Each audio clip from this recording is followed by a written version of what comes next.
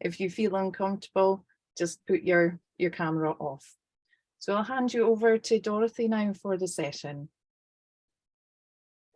Great, thank you, Rona. That's excellent and good to see everybody. Just one thing, I know a few of us have had some difficult Wi-Fi earlier, so if mine goes off, we just come out and I'll go back on a different Wi-Fi or shout for somebody here to help me out. So really good of the interest in the active bystander. This is an introduction to it. Let's talk about what a bystander is. You see something, you think about it, you feel perhaps uncomfortable with it, not quite right. You either do something or you ignore it and walk away. And there's lots of reasons as to why people don't speak up. You can see the ones here, and I'm sure there's others that you can think about. But a lot of it is about fear of how people will see you if you speak up, or doubting yourself as to, am I really seeing this?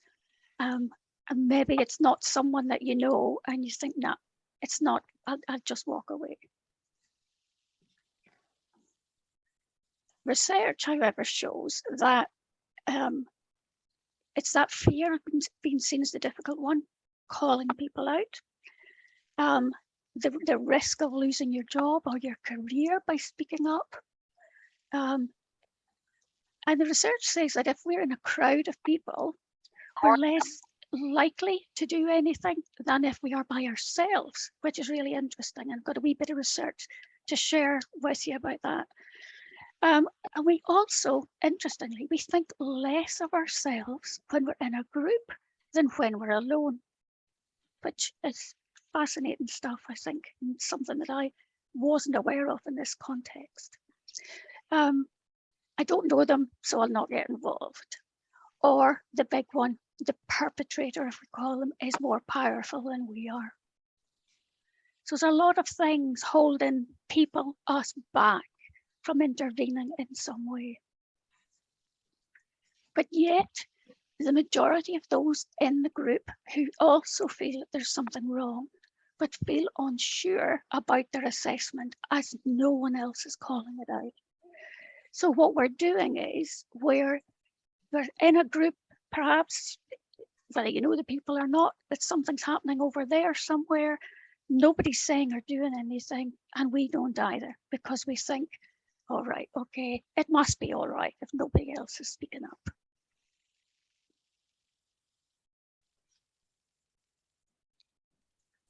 Some of the research looked at hypothetical interview questions and asked people what they would do if they were asked these questions at interview. 62% say they would confront the interviewer, 28% said they would confront and leave the interview, and 68% said they would refuse to answer at least one of those questions, all of which, of course, are wholly inappropriate at an interview. However, in a real situation, and the research, I mean, I've got a lot of information from this book. It'll be backside foremost, won't it? But it's called Why We Act, Active Bystanders. I've got some quotes later on. The real situation where this was undertaken, nobody refused to answer a single question. Most were non-committal, and those who did challenge it, they did so in a polite way by asking why they were being asked the question. And I guess what that shows is, and there's lots of risks, isn't there? If you're in a real interview, you're asked these questions and you're like thinking, that's ridiculous, why are they asking me that? But you're having this judgment as to, do I actually want this job? And if I do want this job, then how will I answer that question? So what you think you would do and what you do in practice are quite different, which is very interesting and something to take hold of. So this book on active bystander and moral rebels talks about courage, and physical courage being, someone who jumps in a river to save the dog or whatever, and moral courage being people who take a stand against the status quo who refuse to stay silent or go along where this would require them to compromise their values. And this we quote at the bottom from Catherine Sanderson, Why We Act, Turning Bystanders into Moral Rebels, is a really good book to have a look at if you're interested in it. There is a whole section on employment, but there's chapters on all sorts of other areas of life, which is really interesting. So how do we become moral rebels? The research shows that moral rebels are people who feel good about themselves, who have high self-esteem, feel confident in their own judgment, and have high degrees of empathy. And you have to think, well, what about the rest of us? Because we're not all that perfect, are we? So the best way to look at it is see moral courage as taking action. Learn from those who do speak up and develop our own empathy skills. And that will make quite a difference. So let's think, we need a culture where people feel comfortable to talk about things which happen. And if we're comfortable to talk about things and talk about behaviours, banter, all of that stuff, then people will start to think about what's right, what's not right, what's acceptable, etc. So that culture, really, really important.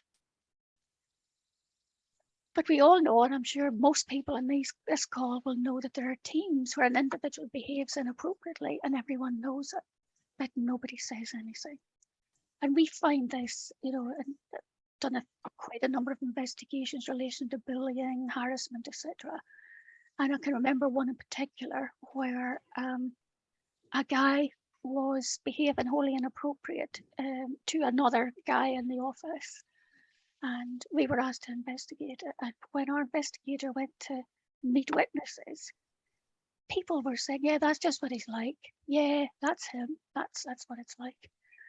And the person was, you know, you think, well, we're never going to deal with difficult issues if we've got that attitude running through an organization from top to bottom. And that bit is, if as bystanders we remain silent, then what we're doing is we're pushing the responsibility to speak up to the people who are the victims of the behaviour. And that's just not feeling right in anybody's book. It's a big responsibility. And these statistics, actually, I was really surprised at these because we find ourselves talking about, you know, the challenge for people with bullying allegations is witnesses, because folk, you know, a lot of the time there's nobody else present. But this is saying 80% of the time there will be bystanders present. And when bystanders intervene, bullying stops within 10 seconds for 57% of the time. They're extraordinary figures and ones to remember. I have a sore throat and a croaky voice, so apologies. I've got my hot tea here to help. A wee cough, just temporary.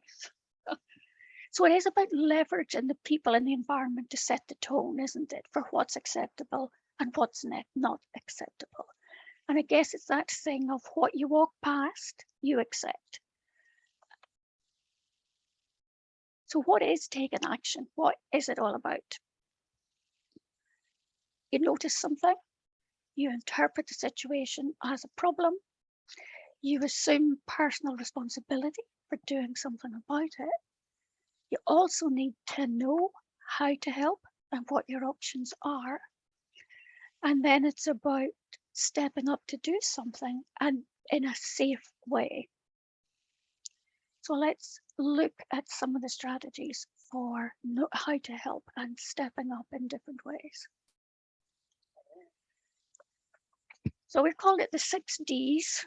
If you Google these online, you'll get the 3 Ds, the 4 Ds, and whatever. We have the 6 Ds because we think these are all pretty relevant. And the direct one, of course, is to step in and say something. Check in with the person, insert yourself into the conversation. There is a great deal of thought, and quite rightly, about the value of just stepping in and embarrassing someone and the challenge that brings to, I suppose, the credibility of the interruption. And we'll talk about that. Got a wee video to show you in terms of that. But that's about addressing the problem directly, doing something right away, distracting, interrupting the situation. You know, say someone needs them, call them over, go over, start to talk about something else. There's all sorts of ways that you could do that.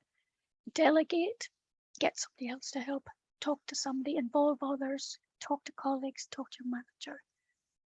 The delay one is you're not feeling, you know, I don't feel right interrupting now, but I'll wait till afterwards. And the afterwards could be going to the victim, let's say, and asking if they're okay. Or it could be going to the person who was inappropriate and talking to them about it. Defending. So someone else, let's imagine someone else is speaking up, and you can be ready and observant to support them and back them up. And the documenting is obvious, I guess, writing down what happened when, where, who, and perhaps speak to someone about it. What I've got is a wee video, and some of you might have seen this. Let me just get rid of my slides for a second and get this on. Don't know if any of you are following Don't Be That Guy, which has been fantastic in terms of getting messages over about being an active bystander. Let me make sure that you can hear it. There we go, it's just a couple of minutes. Oh, we nearly got Callum Beattie in there singing as well. Like, genuinely, I do have a few pals that are a bit problematic. It is that thing of, it's going on, and we're just standing by letting it go on. Whether it's hassling girls in the pub or inappropriate comments, we've all got that one mate that goes too far. There are those jokes that just make me feel a little bit uncomfortable in the changing room. Yeah, there are guys that are blatantly following women around in the gym, staring too long. If we do nothing, we're part of that issue, we're part of the problem. And the only way I can see that changing is if we talk about it. You know, you see it all the time. If somebody steps out of line on the pitch, you'll be quick to say something. So why don't we step in when it's a situation or a scenario like this? Yeah, why can't we take that into issues that really matter in life? You don't have to be the guy that calls them out in front of all your mates. Because we know that shaming doesn't work. Trying to sort of dig people out in front of people doesn't work. Just take them aside and have a quiet word. But I have been pulled up on behaviour plenty of times, not necessarily around women, but around my behaviour on nights out. So I know the feeling. It's quite mortifying. Like, I do get ashamed of it, and you do want to kick against that. I mean, it might hit your ego initially, but take it on the chin. I mean, when you do step in, you're not trying to be a dick. You're doing it to look out for him. Obviously, you're looking out for everybody else in that situation, but I'm looking out for you. They're going to be more willing to receive that advice. When you've done that, you can go home, look at yourself in the mirror and actually go, you know what, did something right. We're all mates at the end of the day. You know, we're all looking out for each other. So don't be that guy who stands by and does nothing. Don't be the guy that laughs along. Don't be that guy that sees your mate doing something that he shouldn't be. Have a word in his ear. Be a mate.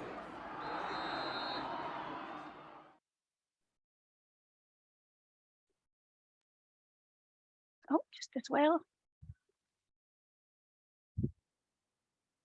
Yep. What I wanted you to think about, that obviously is in the football context. Sorry, I'm just getting rid of this. It'd be really interesting to think about some workplace situations that you think would be really useful for people to speak to each other about. So, for example, you know, inappropriate banter, gossiping about colleagues. What other things would, you know your workplace, you know your context, what are the things that you think would be really useful for having a culture of people who are just going to speak up about things quickly and in the moment or shortly afterwards? So any thoughts would be really good. So you've got some stuff in the chat. I don't know if that's from earlier. And any comments about the wee video, really helpful as well. Please just pop a comment in. There was one before that, Don't Be That Guy, and this is the second one. First one was last year, and it was done from Police Scotland. and really, really interesting stuff that they're doing in terms of working with the police and lots of other of those types of organisations. Any thoughts then, Rona? Yeah, we've got a couple coming in now. So we've got excluding colleagues, which I think is a really important one, because that can be fairly obvious, or it can be silent exclusion as well. Racism, sexism, breaching confidentiality, talking over people or dismissing ideas in meetings. That's a really good one. Passive aggressive behaviours, management discussing issues in front of others and team, belittling someone's opinion, homophobia, subtle microaggressions is a really good one. That's something people are talking about a lot more, that it doesn't have to be a really big, obvious event. The microaggressions, they mount up and become a big issue. Yeah. Putting people down. Lots of good things coming through. Our folk, and please just unmute yourself and comment. And our folk, you know, you've come on this workshop to understand a bit more about it or to get a different perspective on it. Are folk feeling that there's a real need for some work on this in workplaces? Yeah, I can see a few heads nodding already. Yeah. If anybody wants to come in, please do for a minute or two.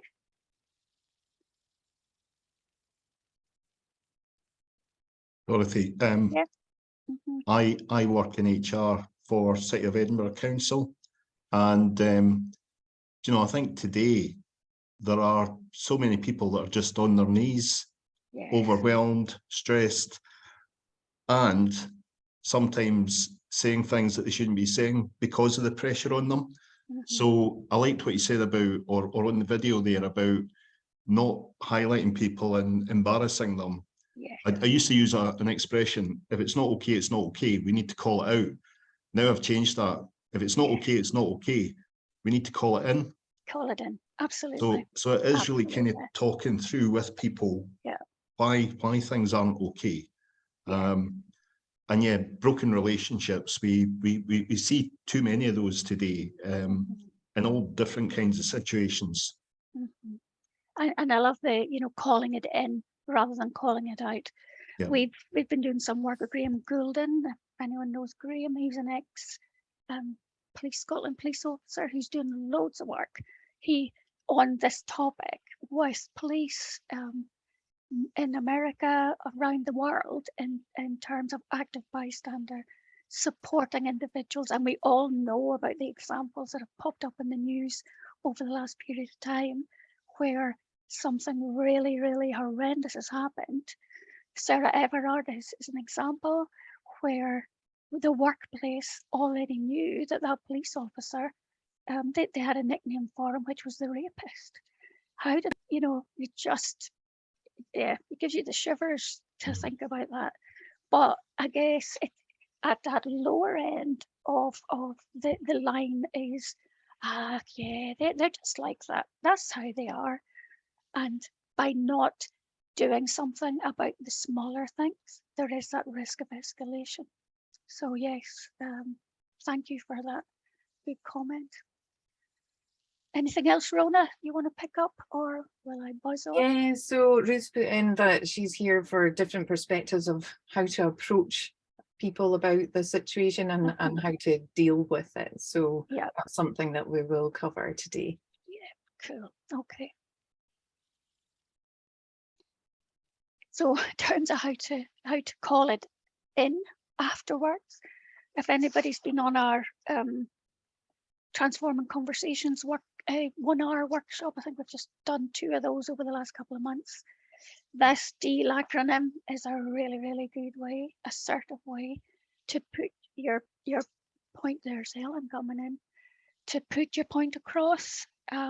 We know that as individuals, we're sometimes more keen to do the first and the last, which is see what you're doing, stop doing that.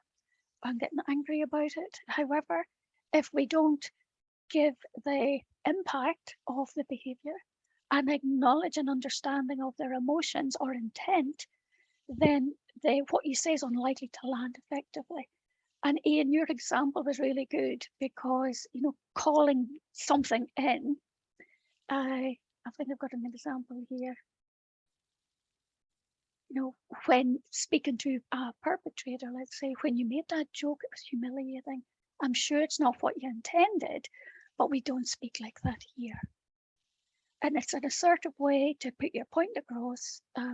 People, we talk about this deal thing as being something to use just in every area of your life, to be assertive in how you're early putting your point across and not letting things fester. I always say this works with everybody except teenage daughters, but my daughter's not a teenager anymore, so who knows?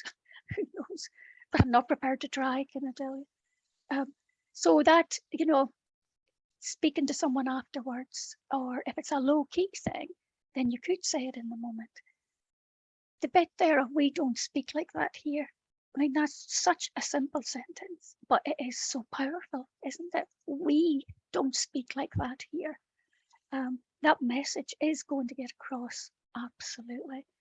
And the bit with this assertive way to put your point across is that you don't have to explain yourself.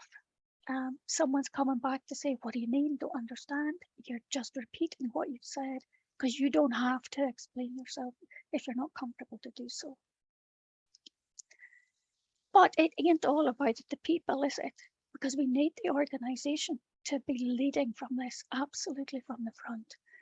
And I know that, you know, the Graham Gouldens of this world, when they look at the 5Ds or the 6Ds or whatever, they get frustrated because it looks like it's the individual or the peers of the individuals who have the responsibility to be active bystanders, because that's unlikely to be safe and to have an impact if the organisation isn't working on their culture as well. So how we look at what I mean by that, we need to be recruiting and promoting ethical leaders, leaders who role model acceptable behaviours. And I'm sure we've all worked in organisations where there'll be someone in the senior team who's not setting good standards and not a good role model. And I can think of an organisation some time ago where a new chief exec was brought in and was given the task of sorting things out by whatever means. And that person came in with a very clear agenda and went about it in a very, very negative and aggressive way. They didn't last all that long, I'm pleased to say, but when that person left, there were a number of managers who actually liked that style of management and took it on themselves. So it took quite a long time to get the culture back to be a lot more healthy than it had become. And correct me if I'm not right with this one, but I think the research shows, I think it's 20%. If you have 20% of the team or organisation moving with a better culture, then you will move other people towards it as well. I think it's 20%. If I've got that wrong, please somebody let me know or let us know.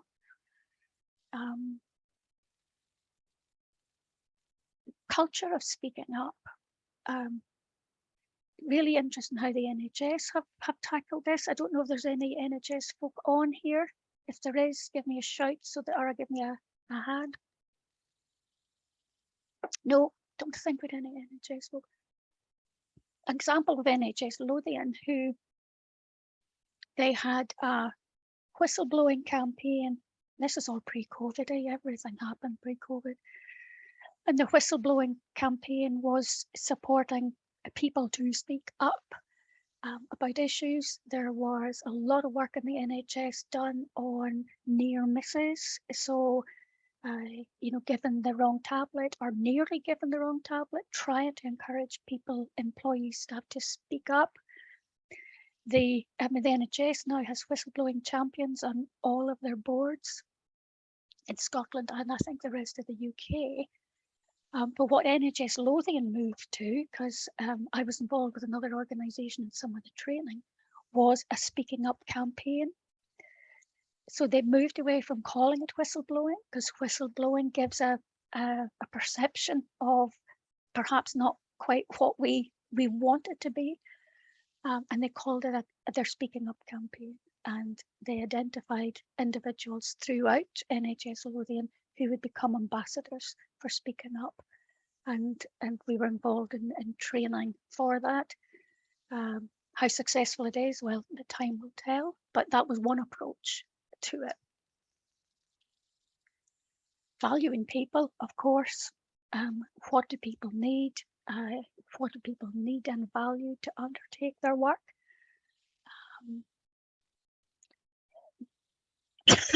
Pardon me. Being aware of your own behaviour. It's interesting, I was just looking at some stuff this morning, because when we do the Transforming Conversations taster session, we get a lot of questions from folk about, well, what happens if the person that's causing the problems is your boss? So we're like, right, okay. So we're looking at that. I was looking at some stuff this morning. So hopefully we'll get another session next year on managing your boss, but you know what we mean. It's when your boss is the difficult person. But one of the key things is actually, before you classify your boss as difficult, is be aware of your own behaviour and make sure that actually you're not contributing to it. So that self-awareness is really, really important. And then there's treating seriously any reports of inappropriate behaviour. We were talking to, we do a 1 hour again on domestic abuse and managing domestic abuse in the workplace. We've got one in December, just before Christmas, because the domestic abuse increases at that time of the year, as well as after the football matches. And it's interesting, I spoke to someone, it was a client, we were talking about something totally different, and I mentioned the domestic abuse thing to her. I saw by her face that I'd hit a nerve of some sort, so I stopped. She then disclosed to me that she had been a victim of domestic abuse, but the perpetrator was a colleague in the workplace. Big open plan office, and there was a relationship, and they both worked in that same office. And she went, the relationship was abusive. She got out of that relationship, but clearly was feeling very uncomfortable because that other person was still around and saw every day. And she spoke to her boss about it, and her boss said, what can I do about it? And shrugged her shoulders, and that was that. So she left, like you can imagine. She found another job and off she went. So, I mean, I know I'm talking about something really quite different in terms of domestic abuse, but that treating seriously any reports of inappropriate behaviour is so critical, because if you get one wrong, they're all wrong and no one will come forward. We also talk a lot in one of our workshops about asking questions, and as managers and supervisors of people, the more you engage with your team in terms of how are you, how did things go, that was a really difficult job you had to do last week, well done, how did you get on with it, do you need any help? The more you do that, then the more inclined people are to talk to you about things that are worrying them. So that having that open culture and dealing with things quickly is really, really important. My team are probably sitting there thinking, Dorothy, you're making new stuff up as you go along. I do this all the time, but I don't leave stuff out. I add stuff in. Watching Joanna thinking, what's to talk about that? Shift the social norms can be done with new starts. Absolutely.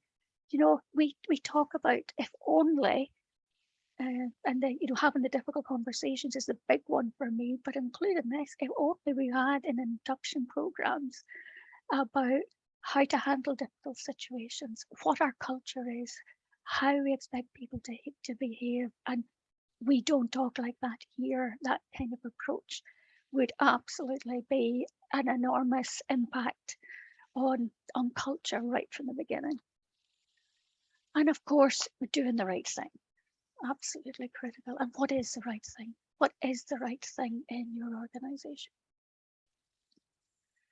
So going back and picking on Ian again, sweat the small stuff, easier to address and stop escalation. So those comments that we all find ourselves doing and saying is, oh, it's not that bad. It's not that bad. It'll be fine. It will. There's a high chance that it will escalate. So really important to sweat the small stuff. And that bit, which passivity, but I can't read that. Passivity facilitates the evolution of harm doing, whereas actions by people inhibit it. And that is that bit. What you walk past, you condone, and really important. And as individuals, what else can we do? If we're, how we've talked about having a lot of empathy and how important that was. Create empathy for the victim. Create empathy. Do that. In their shoes, how would you be? Widen the in-group. If your culture is little groups of people that are all operating together and excluding people, that needs to change. Find a friend, someone to talk through, start and build a different way of dealing with things. And going right back to we said earlier that what we think we do in public isn't what we actually do. So we need to be really careful that we can misperceive others' thoughts and feelings because we rely on what they express in public. But we know from the research that that's not accurate. So because someone's beside you not doing something about it, doesn't mean that they're happy with it. Top tips: follow your gut. If it feels wrong, it probably is. And wouldn't it be better to say something and call it in rather than leave it? And all the hurt and upset comes from that. Breathe, phone a friend. It's also really helpful to think about phrases that you would feel comfortable about if you came across something that feels natural to you. That goes back to that DEAL acronym where we say to folk, think about how you would put across what you mean and what you've observed, and in words that are comfortable for you. So it is really helpful to practice those things in your mind and think, yeah, that's how I would try that. Think about distraction techniques, and check in with the victim. Really important. And my last slide is this ideal of the result is a dynamic and powerful conversations that reassure groups that healthy individual attitudes are in fact the norm, and more often than not are shared by the group. And there we are. So I've got lots of questions there. Rona, you're in charge. So actually on the question side, I've not got any so far, Dorothy, but maybe people are just thinking about all the information you've given us and mulling it over, and thanks for that from my side. I love the top tips. I think for me as an individual, it's knowing how to become more confident in dealing with situations. So hopefully some of the attendees today feel that they've got some of those useful practical top tips, and not just focusing on the theory side of things, so ways of actually putting it into practice. But we do have some time now, so if anyone's got any specific questions, please drop them into the chat, or if you want to stick up your hand, you can do that.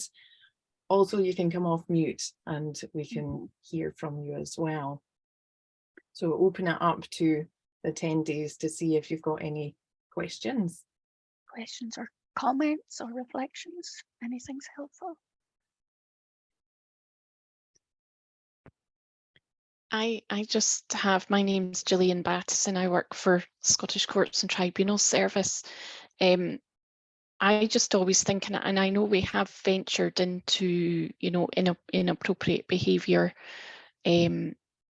out with the workplace as well, but mainly talking about it within the workplace. And I just always think I wouldn't let my child, my husband, my mother, my friend speak to me like that. So why, in a workplace, you wouldn't put up with it outside work. So why would you put up with it inside work? And I think you would respond, or you would react, or you would raise the issue, I think, out with work. So you shouldn't put up with it within work as well. Absolutely, really good point. And if we think about anyone who's had children at primary school, will remember when they came home with their homework to look at rules that they were going to have in the class. And when you looked at what they were looking at, it was just what you would want in the workplace. And I've been around in the workplace for far too long, and there was never anything like that back in when I started off first. But the children and kids coming through are much more au fait on what behaviour is good and what isn't it? Yeah. We've got a question in the chat box as well, Dorothy. So it is connected with the domestic abuse topic, Right. but Yeah. you know, a lot of the work that we do and the topics that we cover are interlinking. So the question is, you know, thinking about the rise of domestic abuse after football, is there a suitable way to be proactive in the run up to events like the World Cup? Oh gosh, yes. Because that's a big impact in particularly large organisations. So this is Charlie. He says we have a domestic abuse policy and we post different topics on Wellbeing Wednesdays. I'm unsure about whether publishing a post for our staff, as it may seem like we could be overstepping or accusative. I know. It's a sensitive topic. And I guess because is it next week it all starts off? People are already at my house booking the TV for next week. I suppose the challenge is, and you know, if you have that interest, come along to the workshop in a couple of weeks' time. But what we talk about is things that the workplace can do is about talking about domestic abuse and change the stigma, because people don't talk about it. Of embarrassment, shame, afraid of losing their job, all sorts of reasons. And I suppose we would like to think that a workplace, if they were already talking about domestic abuse, already has a policy and ways of working, then talking about it, being aware, putting out some stats of domestic abuse increases over the Christmas period and also after big football matches, then it wouldn't seem so out of place if it was already being spoken about. Whoever popped that up, I'd like to hear what you think yourself. Or I guess a lot of people would be thinking about people taking time off for the football as well. Suddenly absence levels increase, don't they? Yeah, Dorothy, it was me. Charlie, I think my concern would probably be that after I attended one of your domestic violence in the workplace sessions, I implemented a policy. I did post it to the team. We're only a small organisation of 10 people, but I did publish it. But then,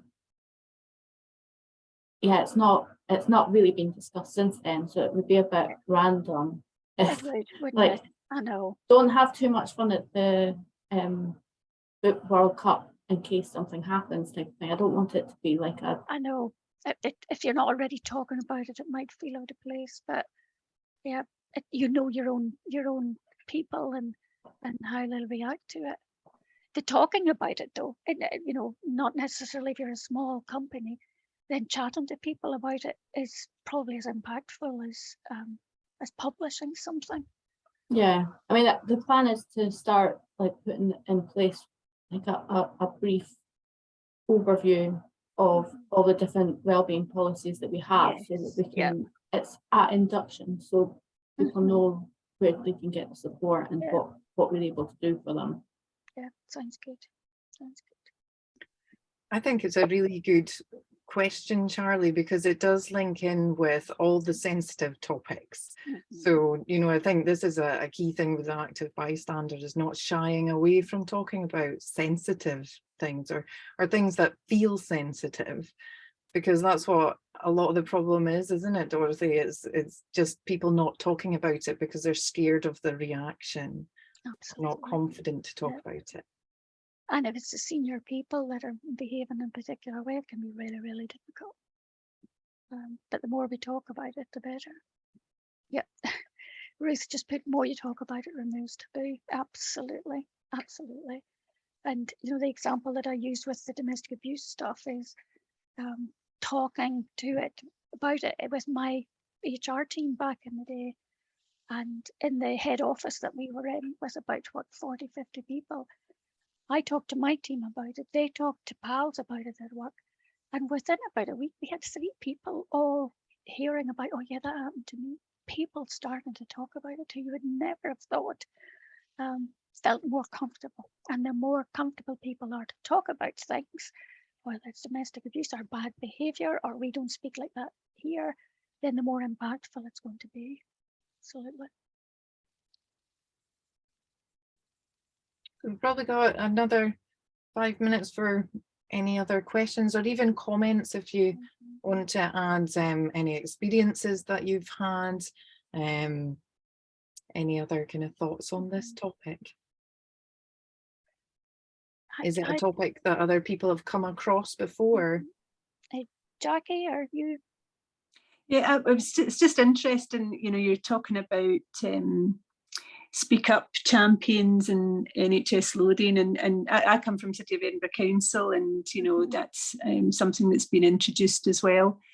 And I wonder, you know, it's a story, you know, still to hear what the outcome of that will be. These are fairly recent things, but it's almost like you're finding legitimate ways for people to speak up. But I still wonder about ordinary people who are not the speak up champion, who are not the shop steward. Can they still assume that? Because often you find when people speak up, and I've seen it happen, they're seen as the problem, you know, and you know they're isolated and seen as a challenge, and you get the impression that there's hope that these people will go. Where it's healthy, obviously, and that's what we're talking about. Speaking up is useful, you know, it can make a difference to all of us, you know.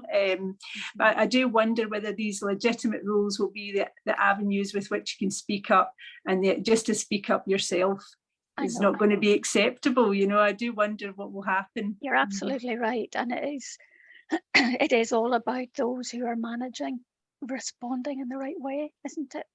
Mm-hmm. It's to not feel it's a threat. It's to feel as if, you know, to feel if you've got a team that's like that, it's a great thing. It's you're managing your responsibilities well. It's not seen as, you know, an attack on a manager. You know, it's about, you know, keeping it sort of forward thinking and open. It's a positive thing, you know. But I think it can feel a threat. Yes, it is about being willing to receive and give feedback, isn't it? Mm-hmm, and there's lots of different ways in organizations culture-wise that we need to be supporting all of that, speaking up, giving feedback, all of those things. And you know, if folk find themselves in a team where nobody asks them how they're getting on, they don't get any feedback, they're not supported to give any feedback to anyone, those individuals are probably highly unlikely to speak up about stuff, because the message they're getting is that it's not valuable and we're not going to listen to it. So there's a lot needs to be done, isn't there, culture-wise? There's no doubt it's moving in the right direction in Edinburgh. You know, I couldn't complain, but I do also wonder how much senior managers speak up about amongst themselves about one another. We'll not go there yet. Thank you, Jackie. Any other comments or observations?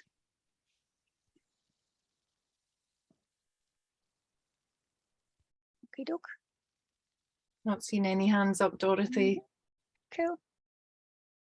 So I guess just to close is to say thank you so much for taking the time to join us today. We really appreciate all the interaction as well. So as Dorothy said, we've got another session coming up on domestic abuse, and we are trying to regularly do the free taster sessions. So we've put in the chat as well, if you can give us some feedback and ideas for topics that are interesting to you. You know, we've got lots of ideas of what interests us, but it would be great to hear, you know, what's your top interests to hear from us as well. Otherwise, we'll just say enjoy the rest of your day and thanks for coming. Thank you. Thanks very much. Bye-bye. Bye. Thank you. Bye. Bye. Thank you. Thank you. Yeah. Bye.